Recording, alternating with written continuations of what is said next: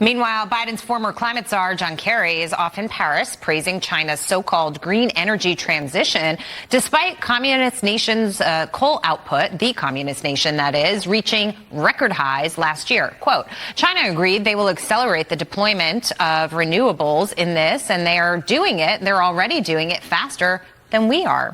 Here with reaction, Center for Industrial Progress founder and CEO Alex Epstein. Alex, it's always great to see you. Look, when it comes to the energy and the climate crisis, even if you acknowledge that there's a climate issue, and not all agree on that, the Democrats seem to think so, the biggest problem in all of this is that China and India still keep polluting. We could do everything perfect here at home. We could be completely on solar and windmills. We could drive every EV that is known to man. We're not going to fix it. Well, I would think of it as China and India are basically doing the right thing, which is that they're choosing the sources of energy that are lowest cost and most reliable. And that usually means fossil fuels. This is why, contrary to what Kerry says, not in the quote you showed, but also in that same discussion, he said China's going carbon neutral by 2040. That's news to me, since China has 300 new coal plants in the pipeline, each designed to last 40 plus years. Kerry is often not great at math, but he should be able to do the math on that one.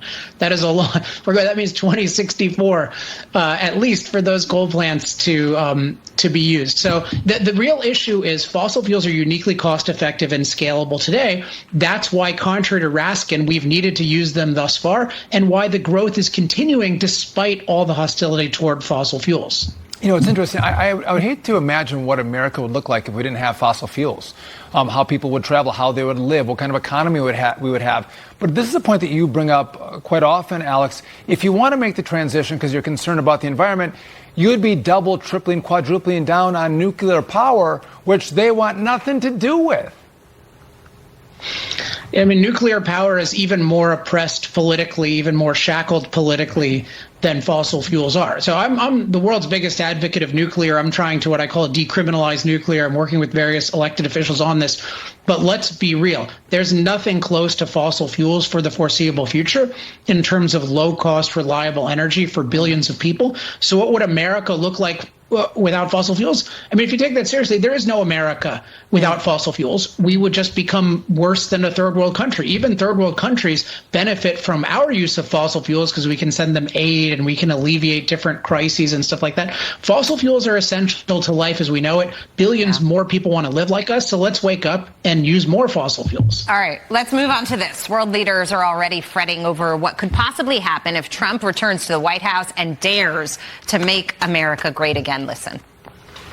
I think it would be a big mistake for U.S. It would be a big mistake for the planet, but big mistake for U.S. because the U.S., if the U.S. decides to leave Paris Agreement, it will be a perfect occasion offered to big carbonized economy.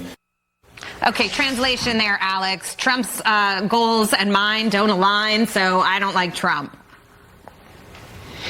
Well, regardless of what you think about Trump, he should absolutely withdraw from that thing the first day. And not only that, he should try to lead the world in withdrawing from it. I mean, the Paris Agreement is an agreement to rapidly eliminate fossil fuels in a world that desperately needs more fossil fuels, and a world that, by the way, is using fossil fuels to make us far safer from climate than ever. The climate death rate has fallen by 50x in the last 100 years. So we don't have a climate crisis, but we do have a lack of energy crisis. So yeah, absolutely, day one, get out of that thing, do so proudly, and tell the rest of the world to follow, or criticize them for ruining their own lives and ruining the lives of billions of people who aspire to use more energy but can't because of the Paris Agreement. If Macron wants us in, I want us out. Right. I'm not going to listen to France on that one. Alex Epstein, thanks for being with us. Thanks for all your good work, too. We appreciate it.